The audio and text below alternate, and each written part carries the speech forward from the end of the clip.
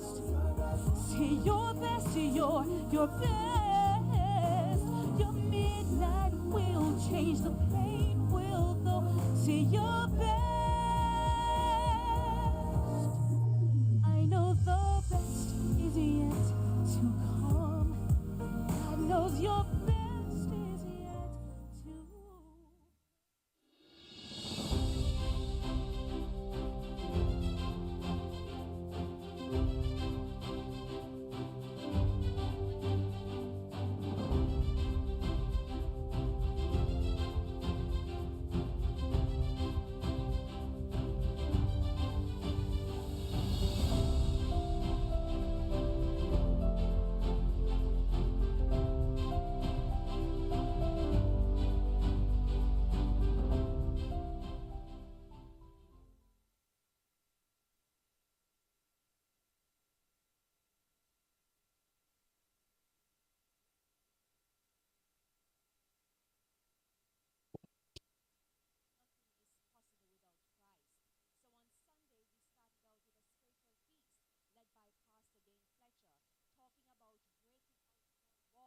Enlarge our territory. And immediately I thought about the cry of Jabez in First Chronicles 4. Now, yesterday on Monday, we shifted to the business side of things where we had a riveting discussion with Professor Alvin Wint. And the topic was, is the Jamaican economy heading in the right direction? So there we spoke about all the macroeconomic factors, doing a health checkup of the economy, if you wish, talking about things like the debt to GDP ratio, exchange rate, inflation, and the impact of things like the Russian-Ukraine crisis. Now today, we'll still be talking about business. Our topic for this evening is starting and staying in business. So if you have that bright idea and you want to turn it into a business, this evening is for you. And if it is that you already have a business and you want to remain viable, this evening is also for you. And if you work with an organization, guess what? This evening is also for you because you'll be getting the tools, the skills to cope to help that organization to grow and expand. Now, before we begin this evening, we're going to be having our prayer followed by our welcome.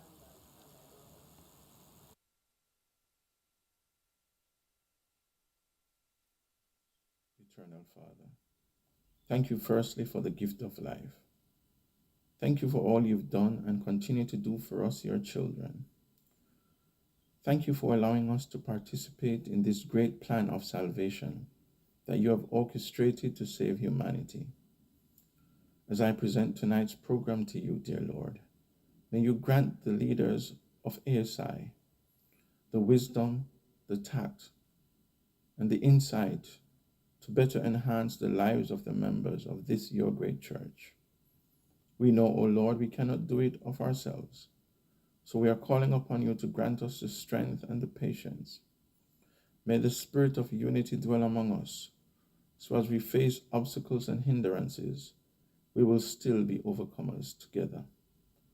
Help us, O Lord, to totally depend upon you, to grant us innovative minds so we can develop the necessary skills needed to be successful.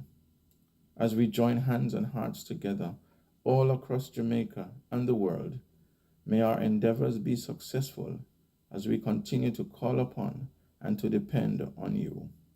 Grant us once again the wisdom, the knowledge, and the understanding. And lastly, grant us a place in your eternal kingdom, is my asking with thanksgiving in Jesus' name. The Northeast Jamaica Conference of Seventh-day Adventist ASI welcomes all participants and viewers to tonight's exposition of Seventh-day Adventist small businesses. The Seventh-day Adventist Church in Jamaica, with a membership base of over 300,000, represents over 10% of our population and is by far the largest people group in the country. This means that the economic inputs of this group is not minimal. Our absence will be very telling on the GDP of this country. Tonight's presentation showcases Seventh-day Adventist micro, small, and medium enterprises, or MSMEs. Allow me to put in context tonight's meeting. The Seventh-day Adventist MSME occupies a unique position amongst the business class of this country. because our religious habits and lifestyle often restrict the choice of investments available to other categories of MSMEs. This apparent restrictive business climate includes 1. Surrendering the best business day of the week for worship, 2. Returning approximately 20% of our income as tithe and offering, 3. Dietary habits that precludes us from trading in or investing in liquor, tobacco products, coffee and caffeinated beverages, foods such as pork, shellfish, while others totally reject all animal products. 4. Physical deportment that restrict the trade in and wearing of jewelry, makeup, body pairs, or tattoos. 5. Stewardship practices that prevents investments in the entertainment industry, bars and liquor outlets, betting, gaming and lottery shops, coffee farming and coffee shops, delis, jerk stands, jewelry stores, beauty salons, and the fishing of lobster, conch, shrimps. The remainder of us who survives to tell the tale, including transport operators and farmers, close our business on the most lucrative day of the week. 6. The proceeds of Adventist business has a greater likelihood of being invested in the welfare of humanity than purchasing stocks and bonds in the Jamaica Stock Exchange. 7. Our existence in a third world economy limits the majority of us from having enough collaterals for startup and retooling loans. The above 7 realities, by all appearances, defies the principles of business and restrict even further our existence. Paradoxically, in the midst of all of these apparent constraints, this sector continues to grow exponentially, numerically, and economically. This sector is linked to the growth of the Seventh-day Adventist Church as its primary source of funding. Any threat to Adventist small business is threat to the existence of the church as well. There is relevance for celebrating our exploits tonight.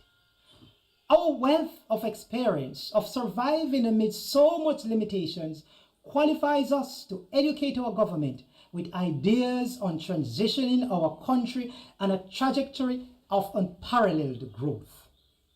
This expose this evening reveals SDA small business not as a group of masochists, but astute strategists, and our exposure demands the highest respect by all our business peers in all sectors of the economy. In conclusion, the foregoing 7 points demonstrate at least 3 realities. A. To survive and grow amidst the foregoing constraints present a more telling sermon confirming the existence of a divine God in our daily operations than we could do on pulpits. The Seventh-day Adventist small business presents one of the greatest examples of faith that works. B. Our willingness to forego so much testifies that we are just as willing to sacrifice our profits for the salvation of our workers and countrymen. C. Achieving so much out of so little qualifies the Adventist small business for scientific analysis. The foregoing reasons lends relevance to tonight's presentation. This evening, we, the successful business leaders of the Northeast Territory, bring heartfelt greetings from the turquoise waters of Long Bay to the grandeur of the Rio Grande, to the majestic cloud-capped peaks of the Blue Mountain. We welcome you from those of us resident in the curves and turns of the junction to the meandering meadows of Portmore. From Hector's River to White River, we welcome you to this platform. I thank you.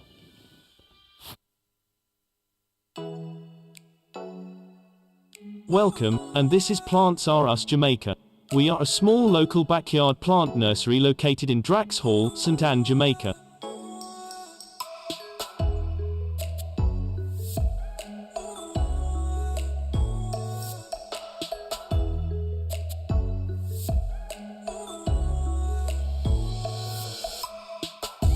Owned by the McBeans, our main goal at Plants R Us Jamaica is to bring the absolute highest quality plants to the public using eco-friendly growing practices.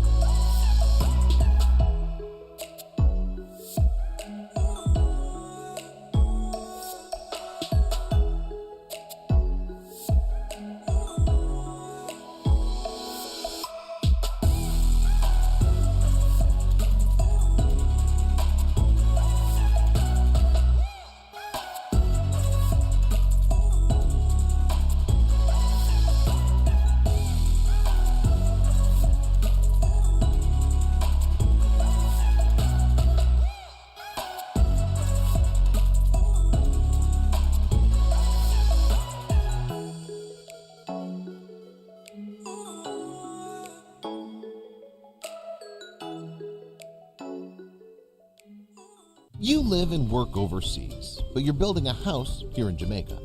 Because you're so far away, you're physically not able to go to a store for all your electrical and lighting needs. But did you know you could go to fosrich.com to make all your electrical, lighting, and solar energy purchases? Shop now and your relatives in Jamaica will receive the order delivered right at their doorsteps. Find peace of mind by letting Fosrich Company Limited worry about your lighting, electrical, and solar energy needs, LED bulbs, and Siemens products. Visit our website and shop now at fosrich.com/shop. Get your delivery at your door or office. At Fosrich, we serve you better.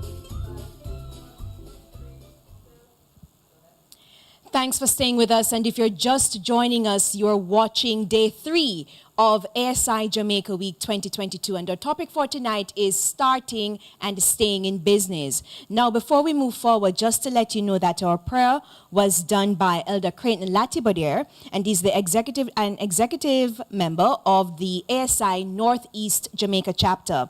And the prayer was done by Noel Terrier, and he's the president of ASI Northeast Jamaica chapter.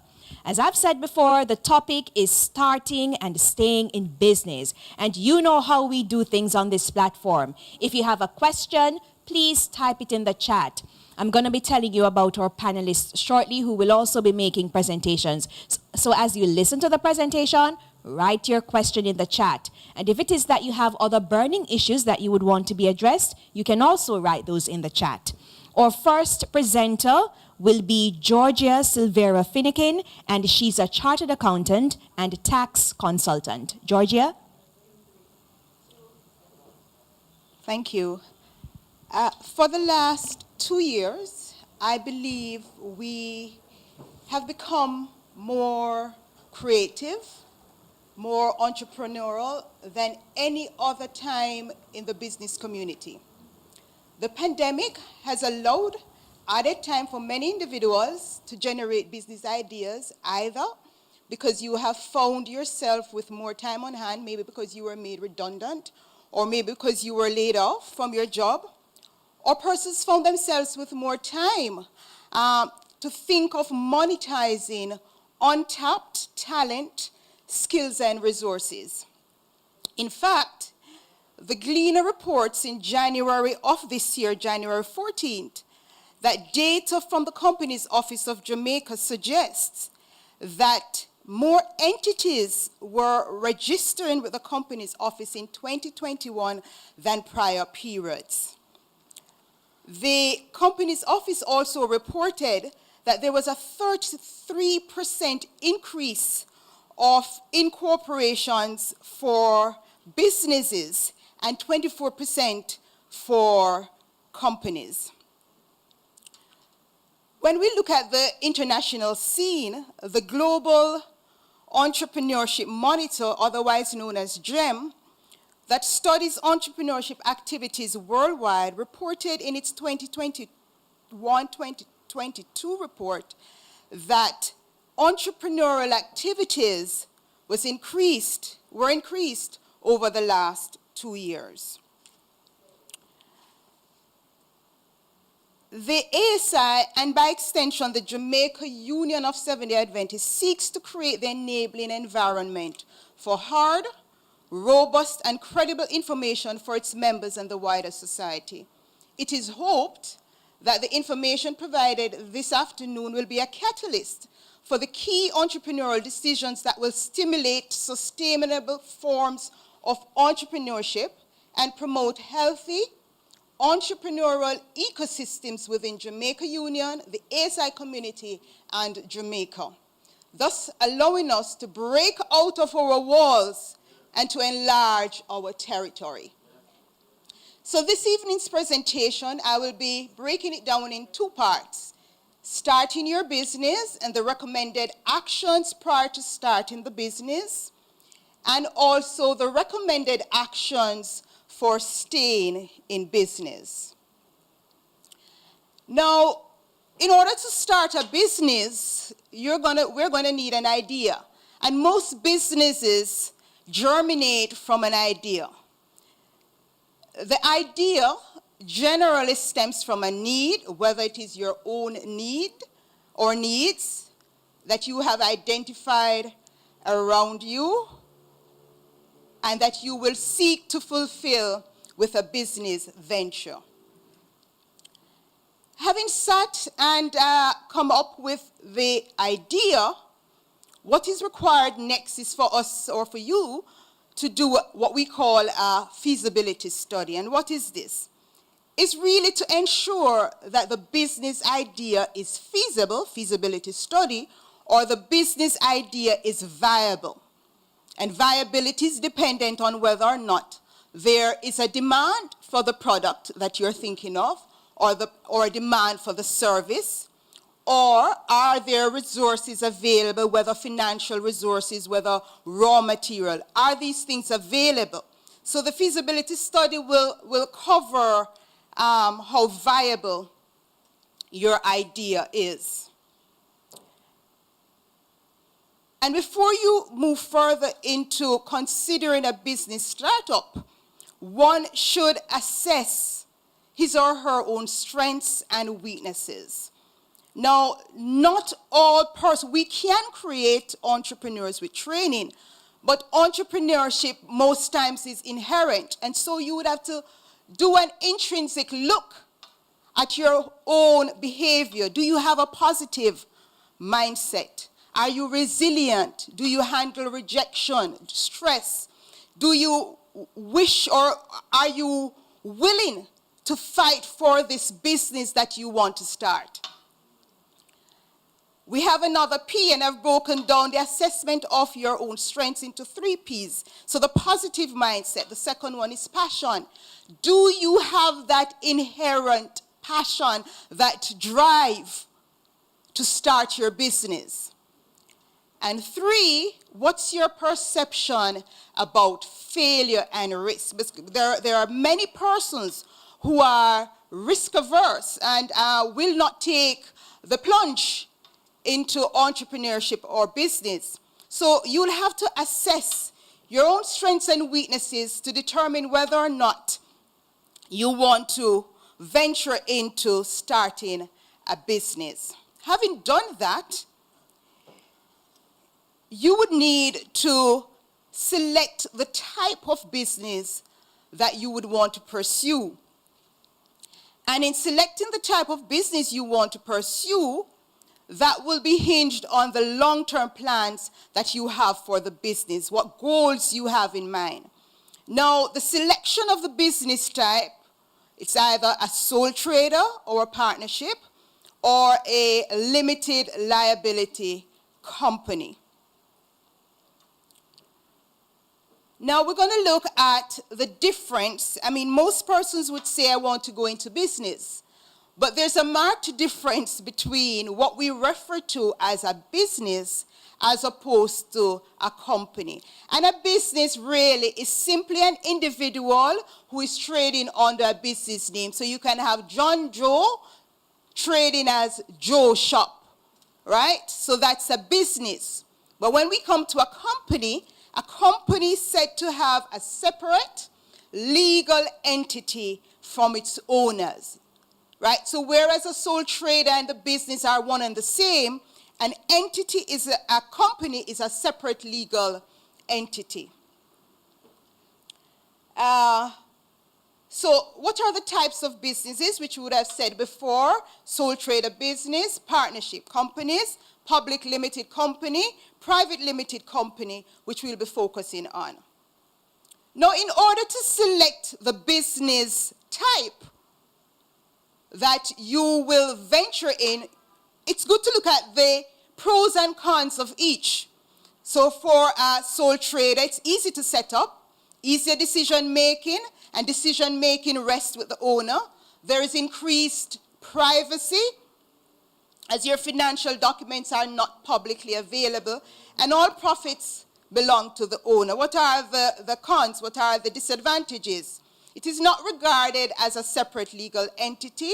It is not easily transferable as a going concern, meaning if the owner dies, most times the business will die with the owner.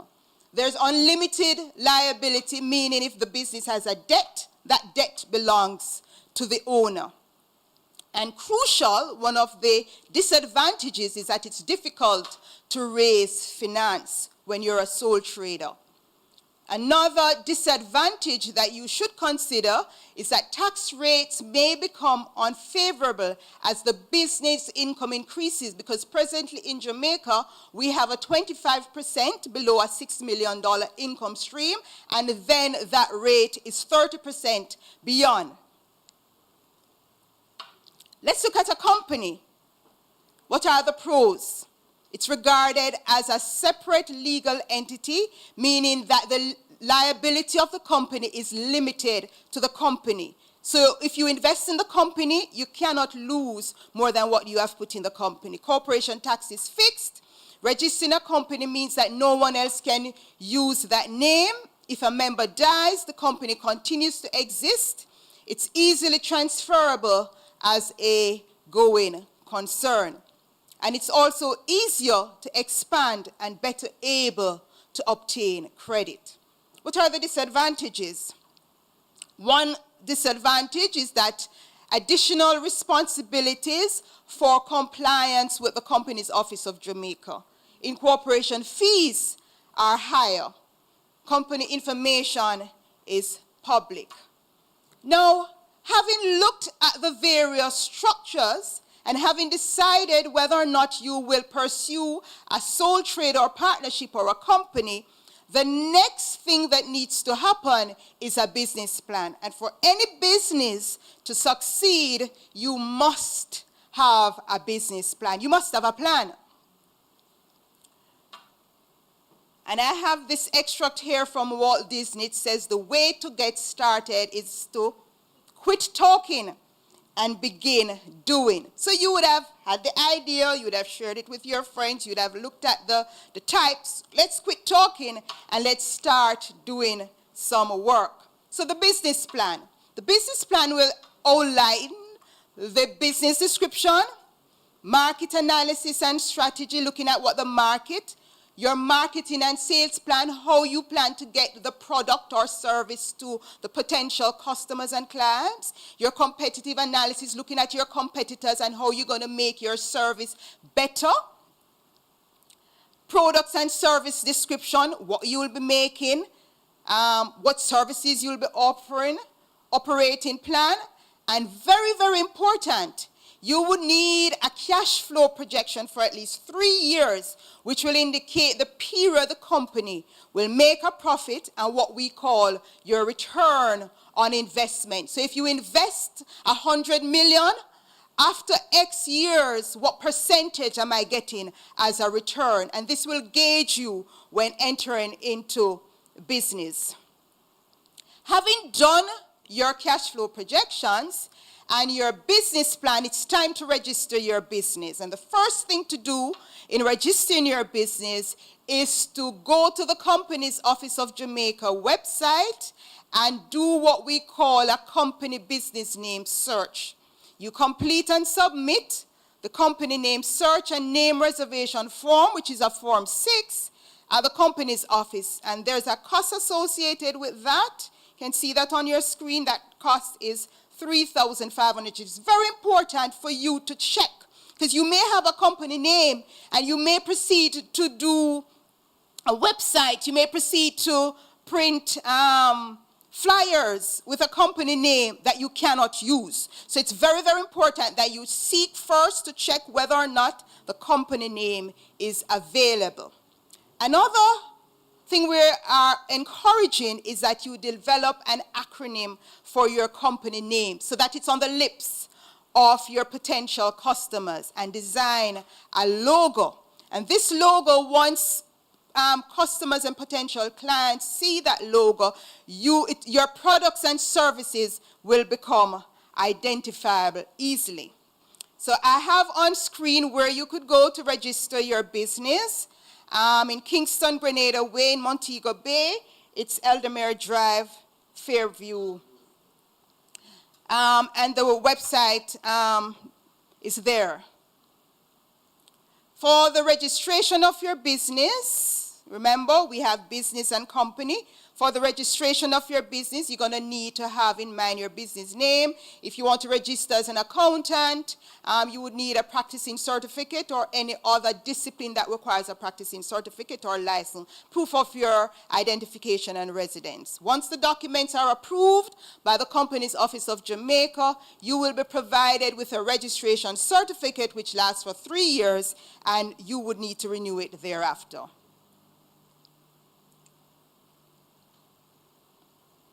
Now, when we move to the registration of a company, the process is similar, a little more detailed. So you will need to choose a company name, decide on the company structure, choose the directors, appoint a company secretary, choose shareholders, and identify individuals who will have significant control over the company. Now, you are also required to register for tax compliance accounts, and this process in the last 5 or so years have been integrated at the company's office, so that registration takes place there. Now, the next step after registering your company, which is very, very important, is to open a bank account, because we don't want to commingle personal funds with business funds. You set up your bank account in your business's name. You appoint signatories to the account in case you have chosen a checking account. Now, moving on, you need to look at what your startup costs are. So pre-operating expenses would include costs of the business plan, research costs, etc. Initial startup costs would include advertising and promotion, website fee domain cost, employee costs, capital costs if you're going to need plant and machinery for manufacturing, or office equipment if you're going to have brick and mortar set up. Now let's look quickly at your potential source of financing for your business. Personal investment, either from your savings or your investment sucked away, or you can have equity investment. So you have investors sharing a part of your business. Most times, for a startup, you don't want investors to have a percentage of your business, so you could have it over a tenure, let's say 5 years, and then you have the opportunity to buy back. You can also look at debt financing, where you get a loan from a bank or from a friend.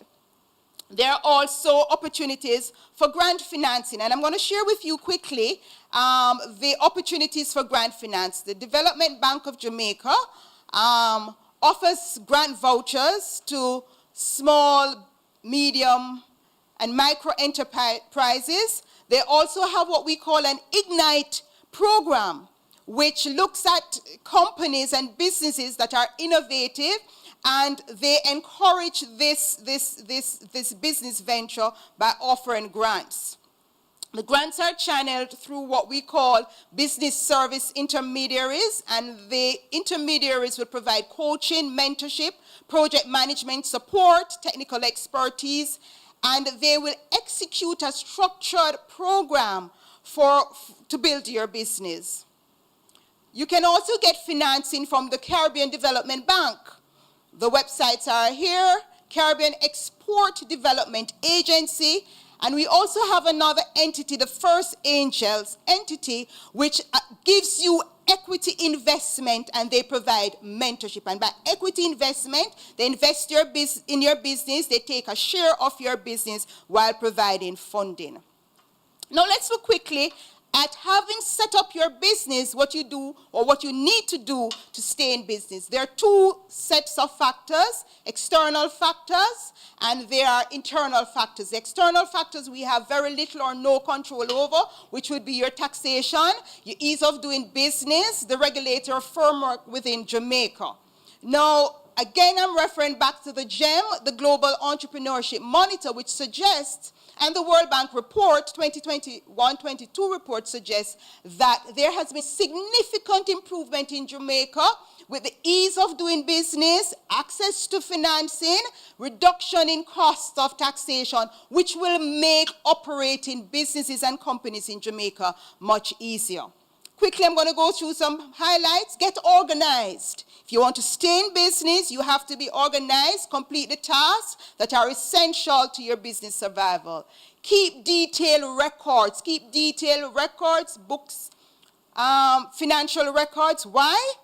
They will assist you in determining the health of your business, identify where improvement is needed, determine whether or not you're making a loss or a profit, and the records will allow you to better source financing for working capital and expansion. You cannot go to a bank or a financial institution for a loan without proper records. And also, you need to keep proper records for taxation and regulatory compliance obligations. Analyze your competitors is another thing you need to do to stay in business. You need to know what's happening with your competitors, what they're doing, what products are they offering, so that you can strategize, differentiate your product, and get that competitive edge.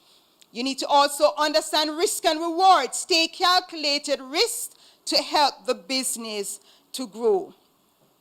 Another factor in staying in business is your location. So, for example, if you're going to offer a service, let's say a restaurant, you would want to be in a town center, highly trafficked, right? If you're going to offer a home for the elderly, you would not want to be in that location. You'd want to be in a more serene location, right? So location is key depending on your target market. Be creative. Always look for ways to improve. Be able to pivot. By that we mean, as the environment changes, especially with the pandemic, be able to change your strategy. Offer online alternatives to your customers for purchasing and for payment. Networking and marketing is very important. And networking and marketing doesn't necessarily mean you're doing that to get clients. What it means, it also incorporates partnering with companies for complementary products. So a company is making bread. You're doing jelly. Guava jelly, as a small business, you partner with that company for complementary products. You also ensure that your brand image is sustained. And by that we mean we find the right persons for our business, ensure that when you employ someone, the person represents your brand. For example, in the service industry, the person should have a natural smile. It shouldn't be forced for a service industry. Intelligent, naturally friendly, pleasant. Choose an appropriate supplier. Cheap versus quality, depending on your products and your target market. And provide great customer service. Engage entities to provide assistance for your business. The JBDCJ, Young Entrepreneurs Association, UTEC has an incubator program.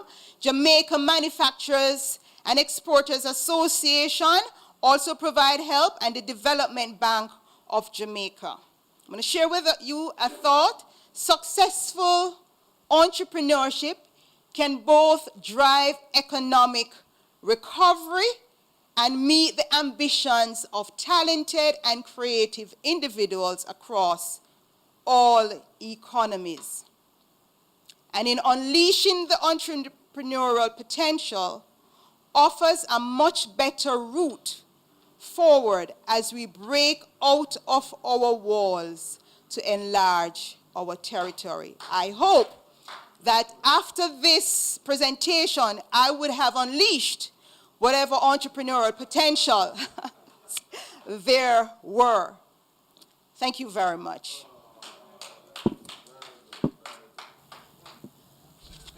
We shop every day, but have you ever thought that these products are made right here in Jamaica? Let me introduce you to United Plastics Company Limited, a plastic bottle manufacturer which makes bottles of different shapes and sizes for the food, sanitation, chemical, and pharmaceutical markets. Some of these bottles include the 5-gallon, 1 liter round, 16, 12, and 10-ounce juice bottles, and 16 and 8-ounce cylindrical bottles. The process begins with imported plastic resin, which is fed into a blow molder. The material is melted at high temperatures, extruded in a molten form into molds specific for each bottle, blown into shape, cooled rapidly, and ejected as a fully formed bottle. The bottles are then trimmed, tested, and packaged.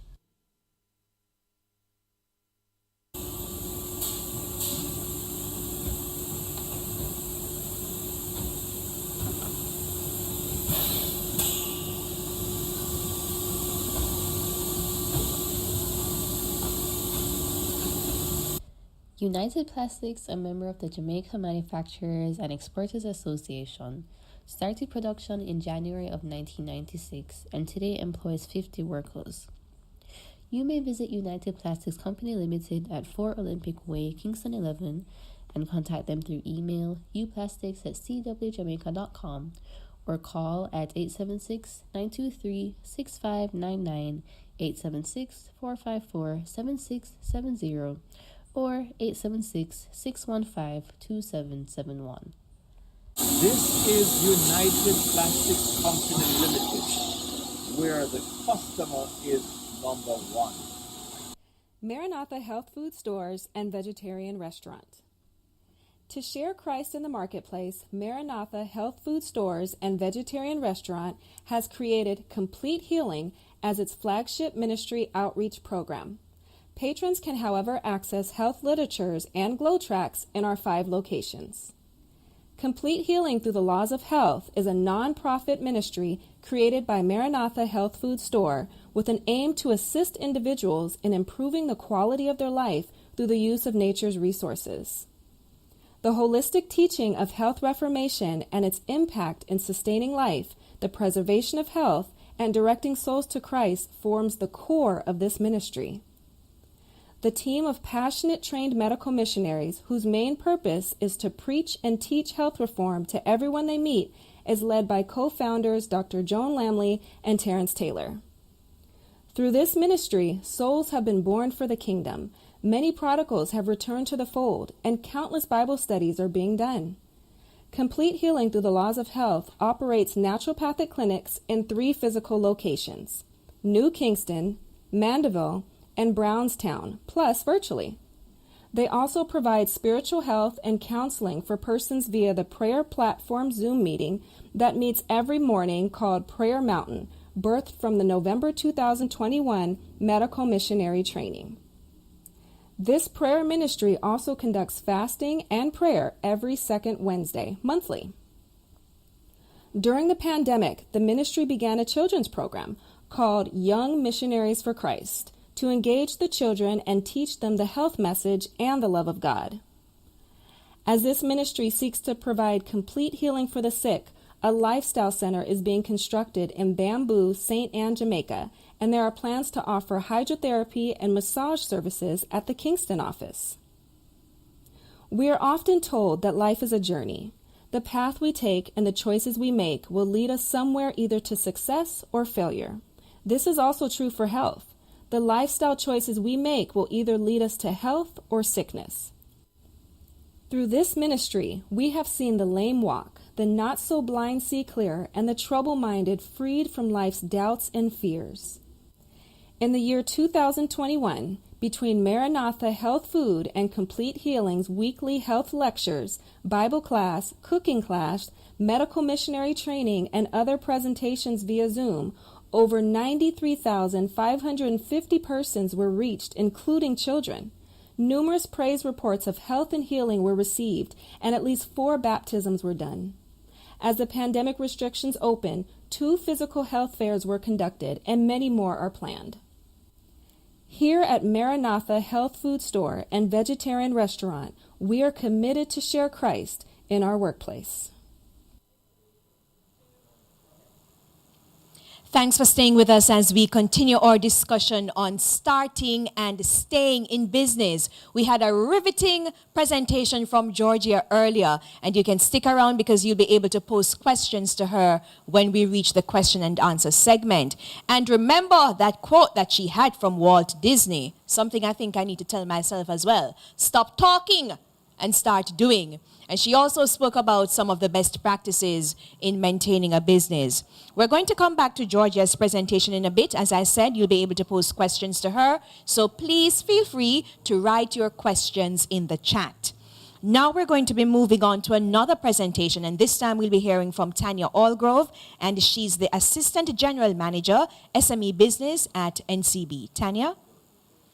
Hi, good evening, everyone. And let me first express my gratitude for you having us here this evening.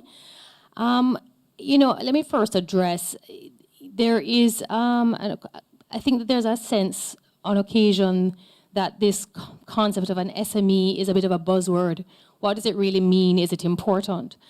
And I think it's really important to highlight the importance of SMEs in our economy. Really, the estimates vary, but anywhere between 85 and 90% of all businesses in Jamaica are SMEs. And also, they represent employment for over 60% right across the country. So I think we can appreciate that the role that SMEs play in our economy is very, very critical. And this is why at NCB, we are certainly so, we consider this segment so important to us, because one of the very important elements within NCB is our commitment to nation building.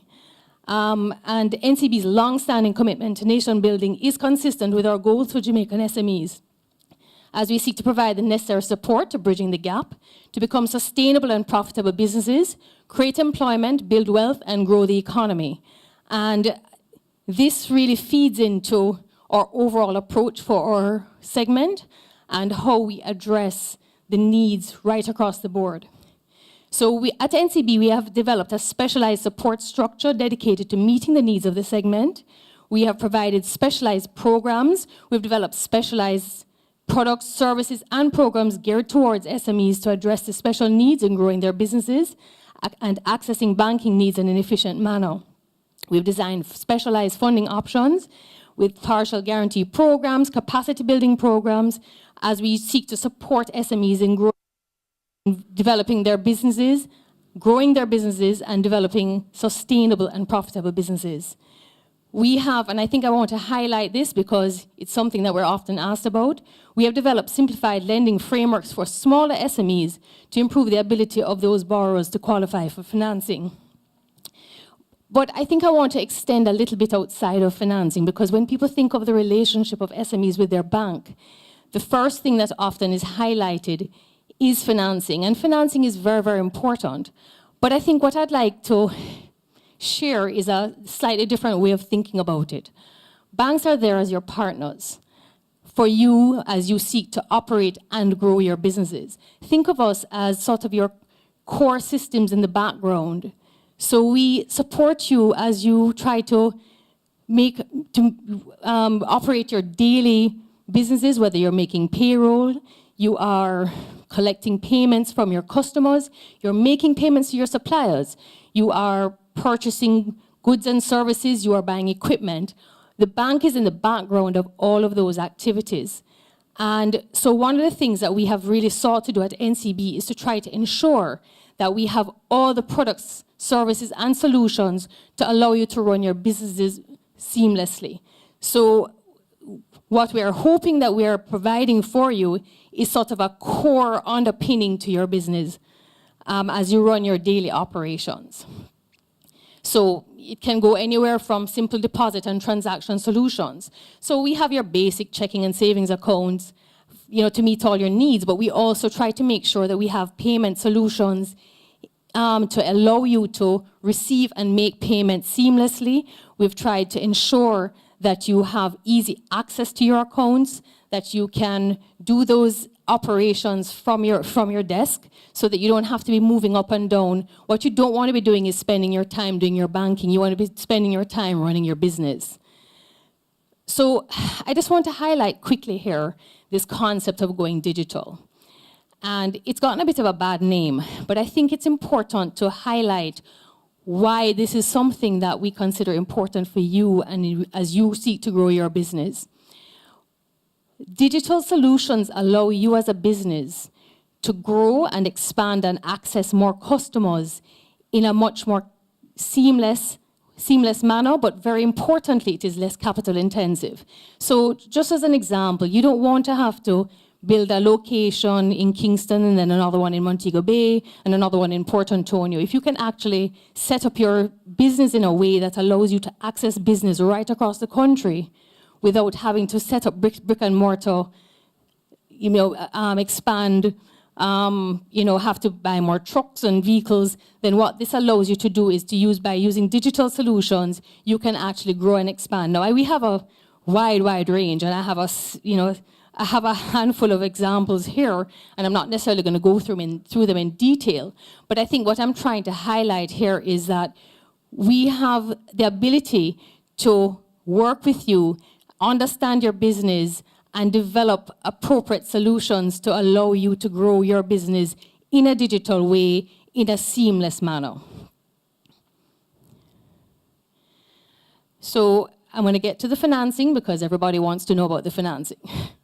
So we have a very wide range of financing solutions. We run the gamut, and anytime we see a gap, we try to make sure we fill it. These solutions are specially designed for SMEs. They're not broadly available. What we've done is we've really tried to make sure we're targeting what we're developing to the needs of the sector. And obviously small, micro, and medium may have slightly different needs, but we have sought to ensure that we understand the segments, we understand you, and try to make sure that what we're developing is in keeping with what it is that you need. I do want to highlight that we do have partnerships, and I have highlighted here the DBJ because the DBJ has been a fantastic partner to us. We leverage their programs quite extensively between their technical voucher programs, their partial guarantee programs, and we ensure that we're using those to the best advantage of our SMEs. I also am going to highlight a couple of our very special facilities because these are the ones that we think have very broad interest and are probably better targeted for some of our smaller SMEs in this case. So one of the complaints has always been that financing is too difficult to get. It is something that we really set our minds to, and we have really developed these very specialized solutions, particularly for micro and small businesses who also may have limited collateral, but they have good banking, very good banking operations. They operate their accounts in a solid manner, and they meet all their obligations. We have developed programs specially for this segment, and this is specially designed with easy access to financing. So in many cases, you don't need financials for these particular facilities. There are exceptions, but for the vast majority of people who are going to be accessing these particular facilities actually don't need to provide us with financials. You have to have operations with NCB that demonstrate your capacity to pay. In the merchant advance case, we've designed this specifically in relation to your POS flows. That is when you swipe your credit card, or as people swipe their credit or debit cards. When you settle with NCB, we allow you to borrow against those flows. And you borrow on an unsecured basis. On the basis of those flows, you can get up to $25 million. And we have a similar one for people who don't actually have businesses that utilize POS machines. In a similar way, you can actually borrow up to $15 million. And I'm sure you'll forgive me, but I must use the opportunity to highlight to you our brand new baby in our house, which is our NCB SME Boost. This facility was very specially designed for our medium businesses who are already in operations. They already have business is well established, but they're seeking to grow and expand. This is very especially targeted towards productive sectors. And when I say productive sectors, I'm speaking about manufacturing, agro-processing, export businesses, tourism, all of those kinds of businesses that we believe are very, very critical as Jamaica seeks to regain traction in our economy and continue to grow. This is a facility where we have gotten a lot of interest. You can borrow up to $250 million, and you can borrow for up to 10 to 15 years, depending on the purpose. It has very special interest rates attached to it. Conditions do apply, but we have really ensured that we've ring-fenced this facility because we want to ensure that we have this available to try to boost the economic activity, boost productive capacity right across the board. So I'm going to leave you with that, but I do invite anyone to come and visit us, check out our options, and I do thank you again for having us here this evening. The Three Angels Mobile Clinic Unit had been put on pause based on government restrictions. However, with God, all things are possible.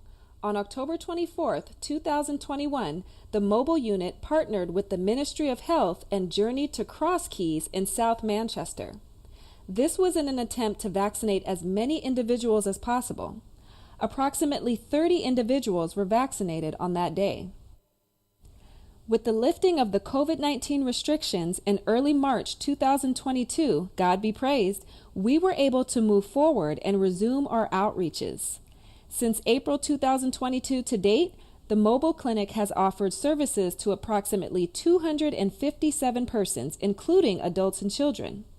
The services offered and the number of individuals who were benefited since then are 58 males who had prostate screening done, 73 had HIV tests done, 43 females had pap smears done, 150 individuals had blood pressure screening done, 15 individuals had cholesterol screening done, 50 individuals had blood sugar testing done, 26 individuals had weight and height checked, 24 did body mass index, and 104 individuals had dental screenings completed, with 64 receiving cleanings.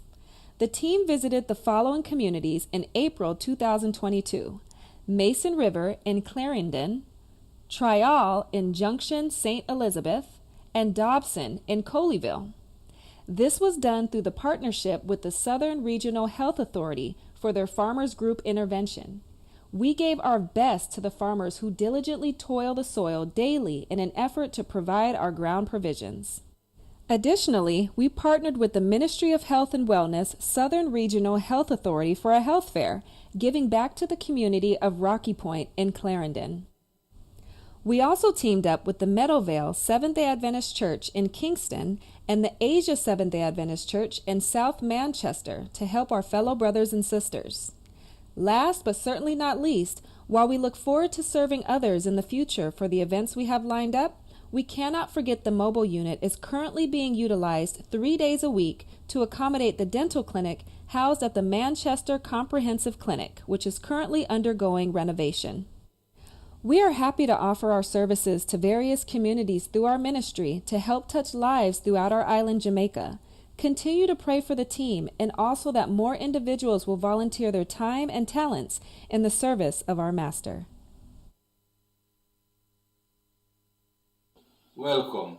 My name is Raymond Williams, the owner of Race Promotion and Business Solution. Race Promotion and Business Solution offers a wide variety of services to our customers. On the promotional side, we offer photography and videography services for all type of events, such as weddings, graduations, birthdays, and any special event you would like to capture with your family or friends. Business Solution. We offer functions of business such as marketing, accounting, HR function, branding, and other functions of business. Race Promotion started when I saw the need for small business to scale. I realized that they were having a lot of challenges in the functions of business, especially the accounting and marketing. After leaving Northern Caribbean University, I grouped a couple of my friends and we started this business. Race Promotion is here to assist you in your functions of business and pairing this with capturing your special events to let you smile.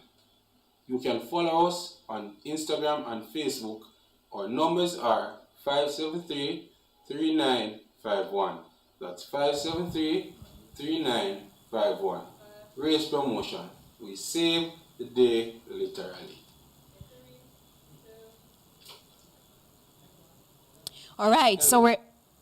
Okay, yes, it's my turn. We're back with Tanya Allgrove, the Assistant General Manager, SME Business Solutions at NCB, and Georgia Silvera Finnekin, a Chartered Accountant and a Tax Consultant. So it's time for our question and answer session. I think I'm seeing one question in the chat so far, and we're going to be getting to that. But if you also have other questions, don't just sit around your computer or TV looking. Type them in the chat. That's why we're here, to facilitate you.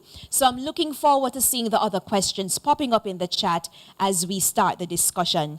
Let me start off with you, Georgia. You spoke about the need to have that idea in creating a business. What if I have an idea, but we know that nothing new exists under the sun? I have an idea, but it seems as if the area is saturated. What do I do? Okay, if you have an idea that seems to exist and is quite prominent, what you could do is look at, let's say, a product. How is the product packaged? Are you comfortable with the packaging? Right? You could improve on the packaging.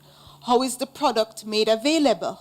What is it that what exists now, you'll have to go in store to get that product? You could make it available where you deliver, you know, to the potential clients. So although an idea exists or product and services exists, you can improve on those products and services and still generate business from that. All right, going over to you, Tanya.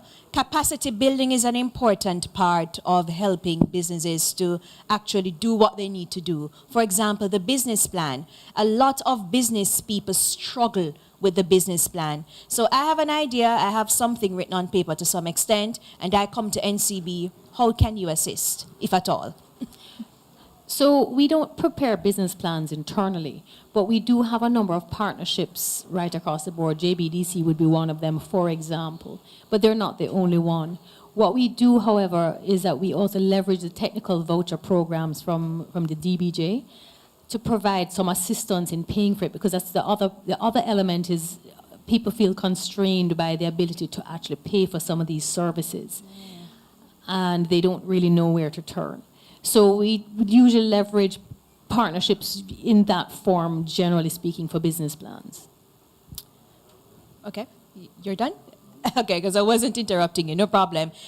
Georgia, you also spoke about record keeping, and Tanya alluded to it as well, the importance of not commingling the funds, your personal funds with your business funds, because if it is that you need a loan, you need to establish what has been happening in terms of your revenues and expenditure with your business. What other records should I be keeping up to date?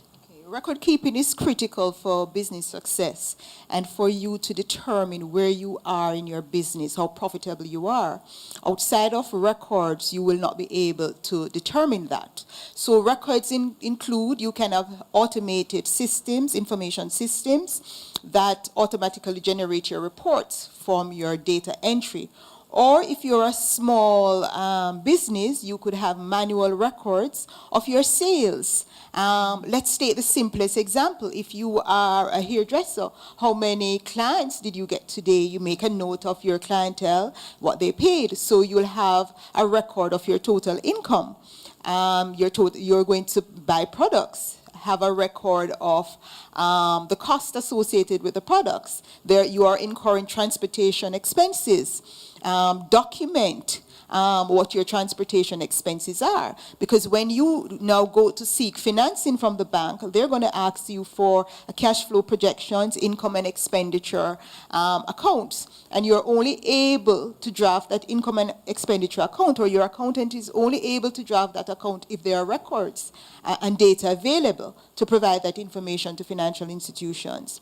Record keeping is also very, very vital for your tax obligations, filing your tax returns, because, you know, as we all know, the tax is based on the profit made, and you can only determine your profit if you have a record of your total income and your expenses. And so record keeping is very, very vital to sustaining businesses. You will need to know, are you expending too much in an area? Is this expense too excessive over the last 3 months, so that you can curtail expenses and be more efficient?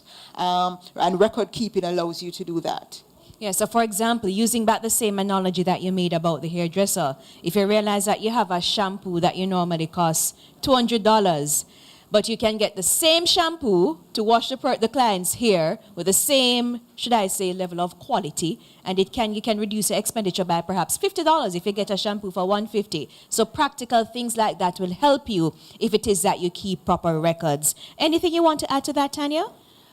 I think I'd like to just highlight that the matter of record keeping, oftentimes people refer to the need to give those records to the bank. And I think Georgia just highlighted something that's very, very important. It's something that we keep trying to share with our clients, that the record keeping is for you. This is how you make your decisions in your business. So it's not just about trying to save money. It's really about understanding, are you actually selling your product or service at a profit? Because it's oftentimes the case where individuals are operating a business and there is cash coming in, but they don't understand why they have no money at the end of the month.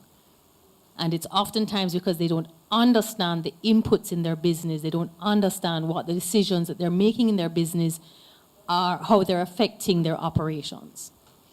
In your presentation, you mentioned about business solutions, and for example, digital solutions was a term that you used. Give me a practical example of what you would be referring to for a particular type of business.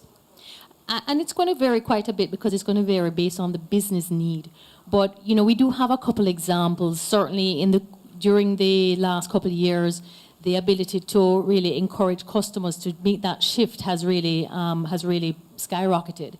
So I can give you a couple examples. We had this, obviously no names, but we had this hardware operation, relatively new business, family business.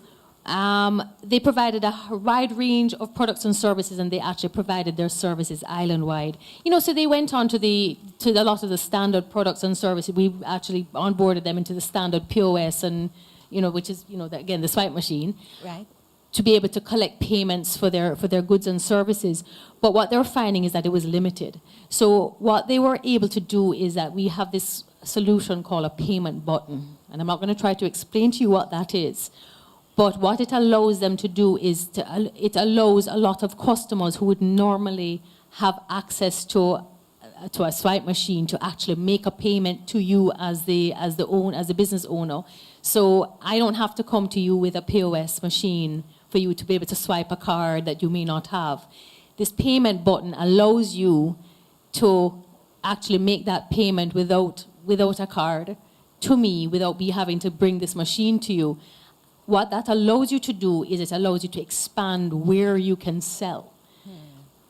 Access to customers is one of those things that people don't necessarily think about, but if you have to go to every single customer to collect a payment, it means you can only sell to so many customers. By expanding the ability to collect payments, what it allows you to do, now think of Amazon. Amazon sells all over the world. Why? Because they have a platform, it's a digital platform that allows them to collect payments from people all over the world. And so when you look at, for example, at things like marketplaces, we have a solution which is called a marketplace solution. It's like a sales aggregator. And what it allows you to do, think of like a food court. Mm-hmm. So you have all of these things in a food court, all of these different food providers, and you can actually aggregate. So this one individual can actually collect orders for all of those businesses within the food court, and they can collect the payment on their behalf and arrange for the deliveries. So think of those kinds of solutions and think of the impact it has on a business trying to grow without having now to actually go and build out new locations everywhere. All right. Thank you for that, Tanya. So for persons who might argue that I can't afford to pay the bank for a point-of-sale machine, in the end, it will redound to their benefit. Well, think of the cost of building a new factory instead. All right. Okay, I have some questions coming in. Let me pose this one to you, Georgia. The question is, what is the difference between markup and margin? Okay, markup and margin are both measures of profit. However, the difference is the base. So whereas markup is profit, expressed as a percentage of your cost price or your costs, margin is profit expressed as a percentage of your selling price. So we could use a simple example. If your costs amount to $100 and you made a profit of $20, it means that your markup is your profit over your cost, which is 20 over 100 as a percentage. Whereas your margin, because your cost is 100 and your profit is 20, your selling price would be 120.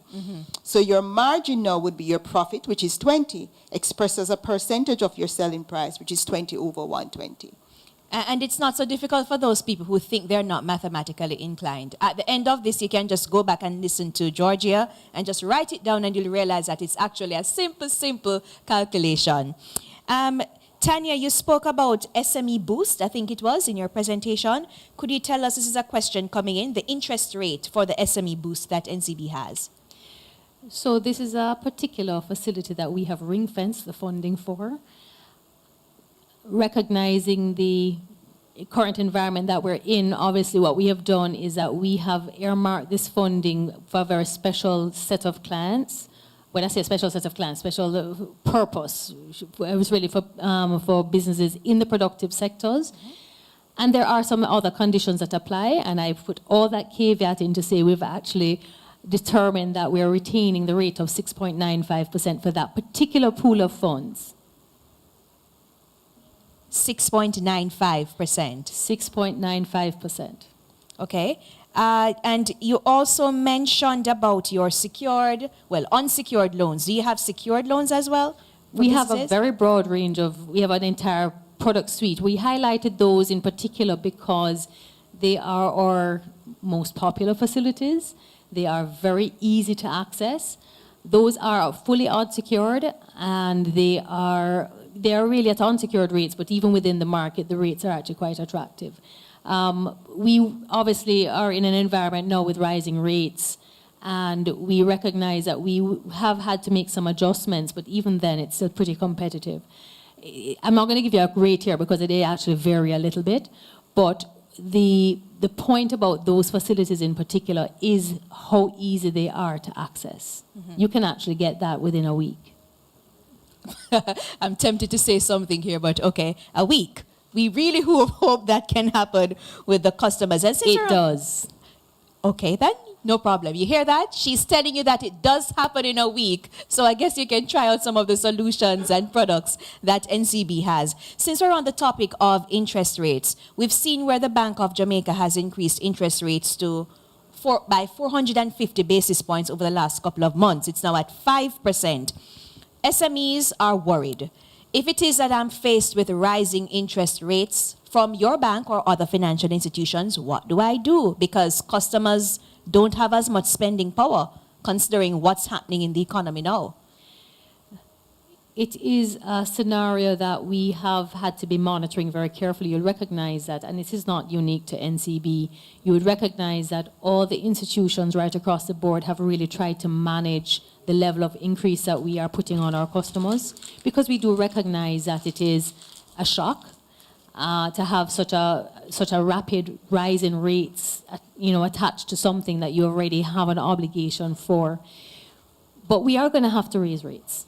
I'm not going to try to back away from that. We are in an environment of rates being aggressively increased, and we are going to have to move them. But what we're trying to do is to make sure that our customers have an ability to make whatever adjustments that they need to make while we make ours. So I can come in to sit with you and negotiate my rate? It's going to vary based on facilities. I mean, at the end of the day, we are increasing rates. We have, as I said, for the existing facilities, we have certainly tried to maintain a limitation on how much we've increased those rates. But certainly new facilities that we're negotiating, you will see an increase in the rates on new facilities for sure. Okay. Georgia, back to you. What do? I'm a business owner. And in Jamaica and everywhere you go, persons want discounts. So you have the price of an item and you say, this is my price, $100,000. You give it to the client and them want ball on your price to little or nothing. You're a business owner, perhaps a partnership or a single owner, and you don't want to lose the client, but at the same time, you can't operate at a loss. How do you negotiate that?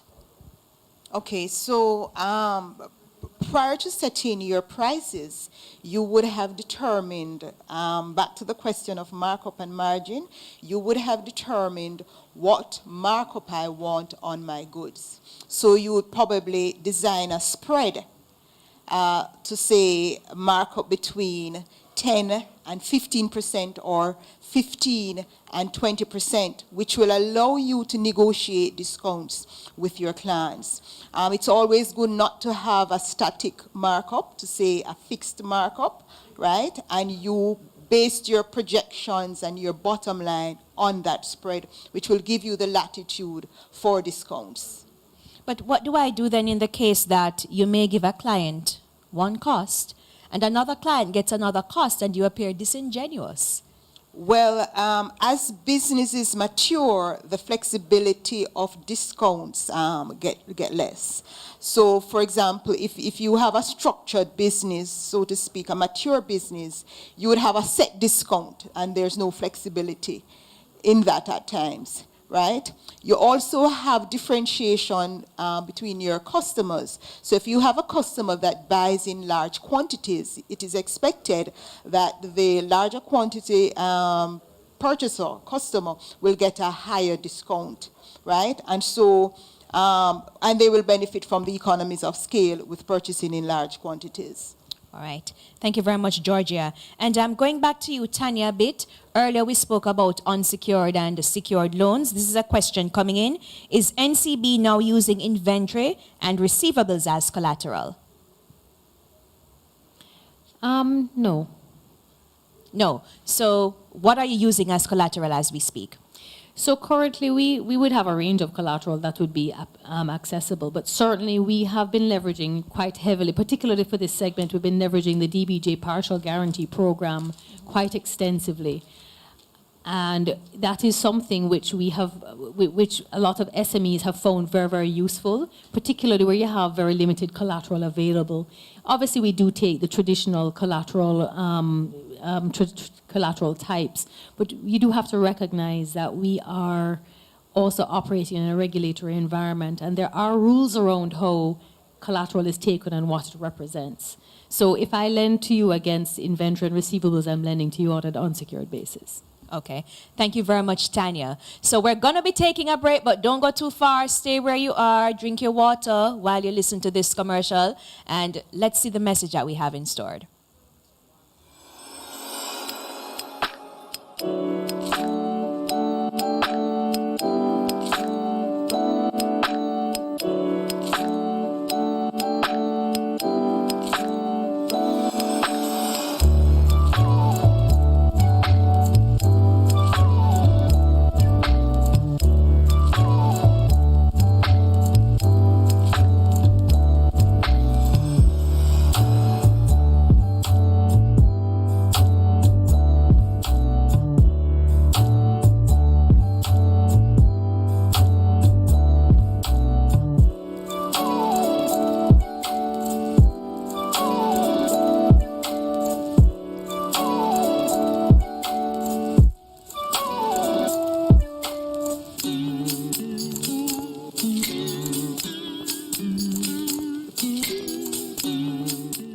Lewis top-notch physiotherapy in a nutshell. Rehab, fitness, massage, we do it all.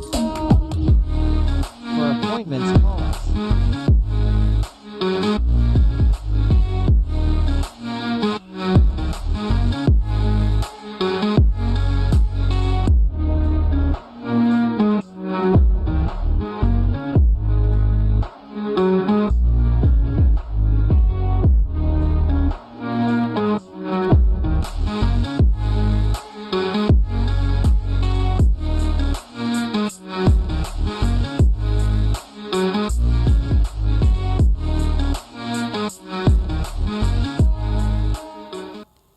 Thank you for staying with us. We're continuing our discussion with a representative, the Assistant General Manager for NCB, and we also have Tanya, who is a chartered accountant and tax consultant.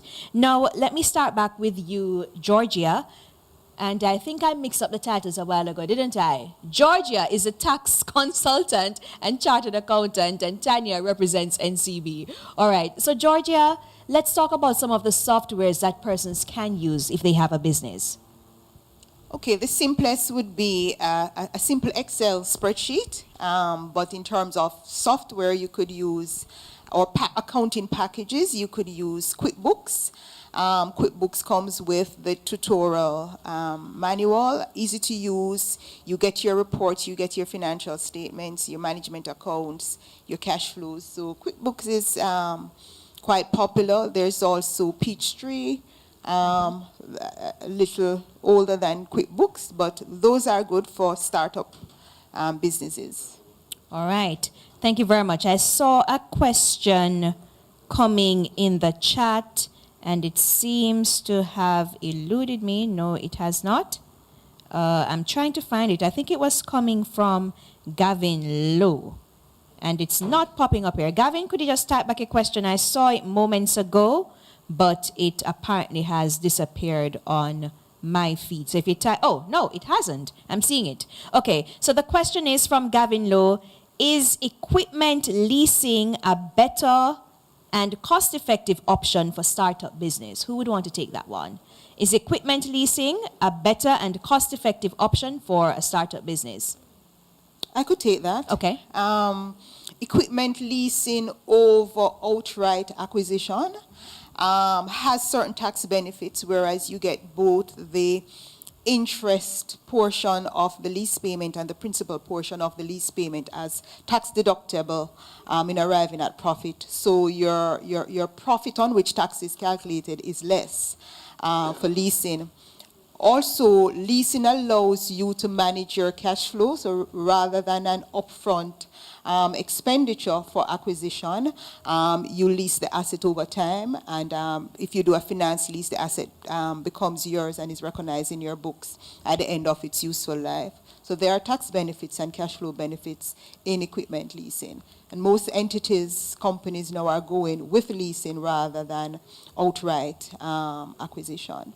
All right. Thank you very much, Georgia. We have another question coming in from, no, not that one, from Mr. Thomas. And I don't know why my phone is not working with me this evening. And I'm scrolling and I'm scrolling and I'm getting it. Okay, let me go with this one from Alfred Thomas before I move to the other. How important is a lawyer to starting a business? The functions of a lawyer are needed, similar capacity for an accountant.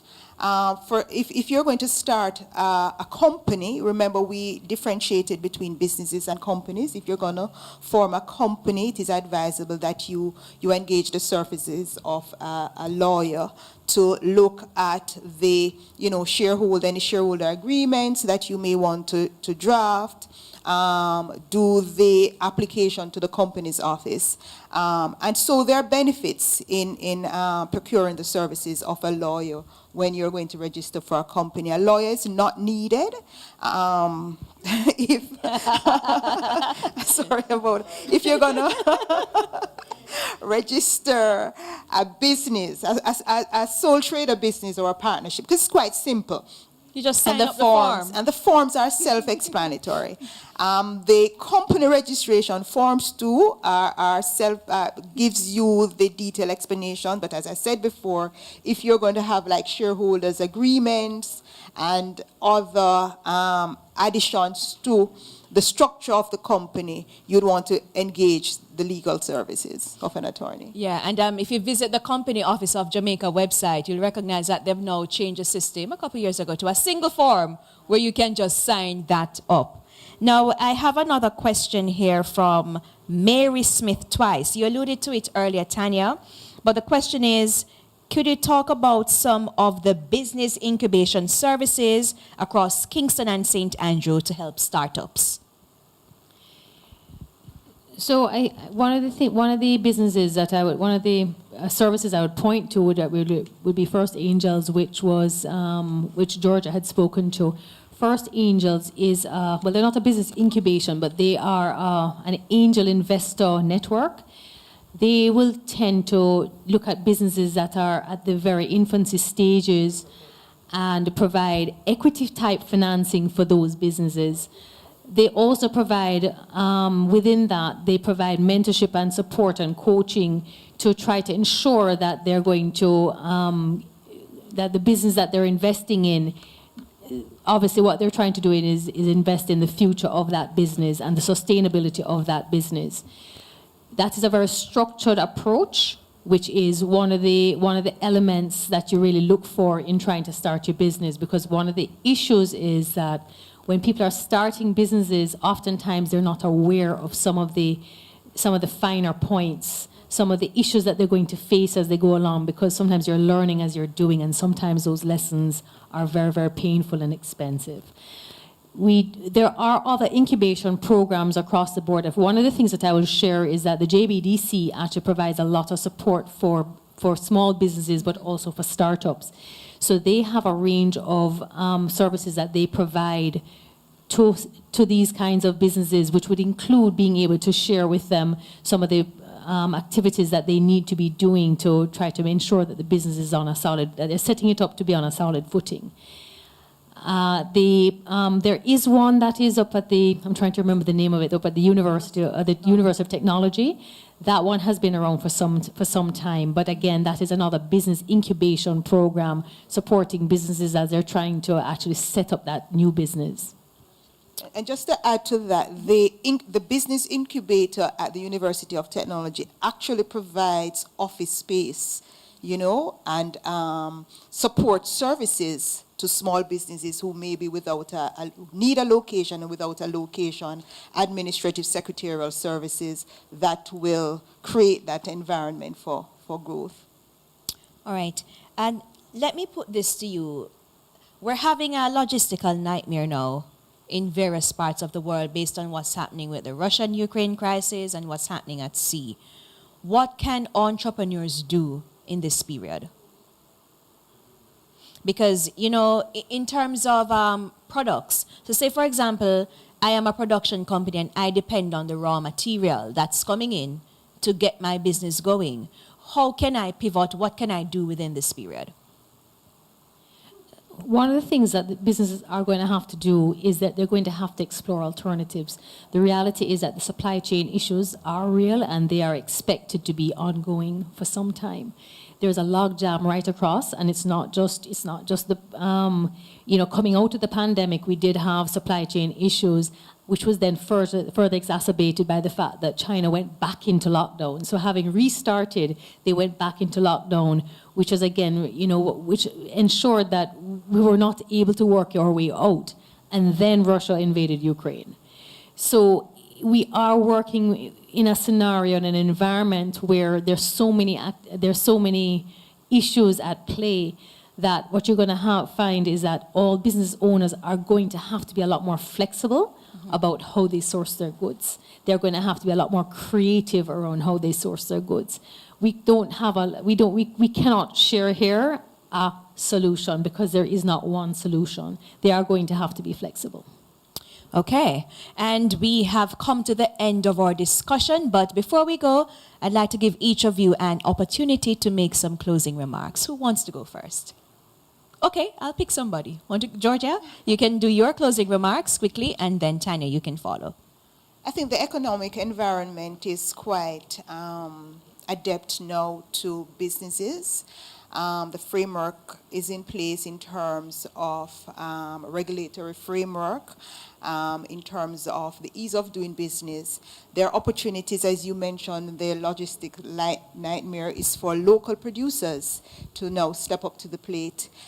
Several opportunities exist in construction, in IT, that we can make use of. And now is the time to start your business and adopt some of what we would have shared with you this afternoon. Okay, Tanya? So let me first and foremost, let me again thank you for having us here this evening. I would like to really sort of just jump onto something that Georgia just said, which is that, you know, the environment that we're operating in has provided actually a lot of opportunities as well as challenges. And I think it's really now just how we coalesce around some of those elements and try to lift our way out. We are right now going into another environment where we are going to be experiencing high inflation as well as the supply chain issues, which, you know, obviously all those things feed into it. We're resilient people. We've gone through much worse. And what I will say is that coming out of those really difficult times, what you have found is that people have really risen like the phoenix. And what I'm really want to share here is that we are encouraging our SME businesses to really engage with us to try to ensure that we can support our SME businesses as they seek to grow and expand, because at a very fundamental level, all of us in this room, all of us out there rely very heavily on our SME businesses being successful. Thank you very much, Tanya. And you just heard from Tanya Algrove, Assistant General Manager, SME Business at the National Commercial Bank. And before her, you heard the closing remarks from Georgia Silvera Finnegan, Chartered Accountant and Tax Consultant. We have another break, and then we'll be back. Live and work overseas, but you're building a house here in Jamaica. Because you're so far away, you're physically not able to go to a store for all your electrical and lighting needs. But did you know you could go to fosrich.com to make all your electrical, lighting, and solar energy purchases? Shop now and your relatives in Jamaica will receive the order delivered right at their doorsteps. Find peace of mind by letting Fosrich Company Limited worry about your lighting, electrical, and solar energy needs, LED bulbs, and Siemens products. Visit our website and shop now at fosrich.com/shop. Get your delivery at your door or office. At Fosrich, we serve you better. And we're back. Thanks for staying with us. So, as we said earlier, it is ASI Jamaica Week 2022. We had Pastor Dane Fletcher on Sunday with his presentation. We started off with our spiritual journey. Yesterday we talked about the Jamaican economy, if it's heading in the right direction, and tonight we focused on starting and staying in business. Tomorrow night we're going to be going back to our spiritual feast. So we're going back to the theme of breaking out of the walls to enlarge our territory, and we'll be hearing from Elder Wayne Clark, and he's the president of ASI, the West Jamaica chapter. So you know that we normally put the things on YouTube before. Set a reminder so that when we go live tomorrow night, you'll be able to join us to hear what Elder Wayne Clark has to say. And if you've not yet subscribed to EJC, East Jamaica Conference's YouTube platform, please go ahead and do that. Just click that red button, which is usually on the right of your screen. So ensure that you subscribe so that whenever time we go live, once there's something posted, you'll be able to see it, you'll be able to hear it. Now, you've got a lot of useful tips tonight if it is that you want to start to execute that bright idea, or if it is that you want to make your business remain viable. Please share the YouTube link with your family and friends. If you have a friend who has a business that is struggling, share the link with them. And you can also go back and make your notes and share those notes with persons so that they'll be able to remain viable. Because as you heard earlier, We're having a very, very rough period now, but if each of us reach one, we'll be able to come through this crisis. So until tomorrow night, when we see you, thank you for tuning in. Thank you for joining us. I am Andrea Chisholm Anglin. Stay tuned and keep listening to what ASI has to offer. Have a wonderful night.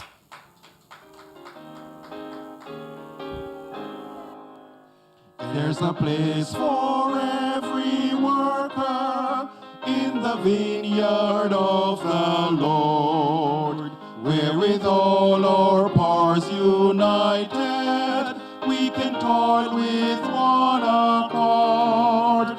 There are needy hearts now waiting for the help which we can give. Let us guide them safely onward. Let us show them how to live. There's a place, oh may I find it, where my mission I can fill. Be it humble or exalted, may I hold it with a will. Help to serve my generation with a heart of love and grace. Help me, Lord, from this time onward, find and occupy my place. There's a place for every teacher in the Bible training school, where our natures are made sweeter as we teach the golden rule. There are called for royal service, where we only work and pray. Let us then be up and doing, teaching men the Savior's way. There's a place, oh may I find it, where my mission I can fill. Be it humble or exalted, may I hold it with a will. Help to serve my generation with a heart of love and grace. Help me, Lord, from this time onward, find and occupy my place.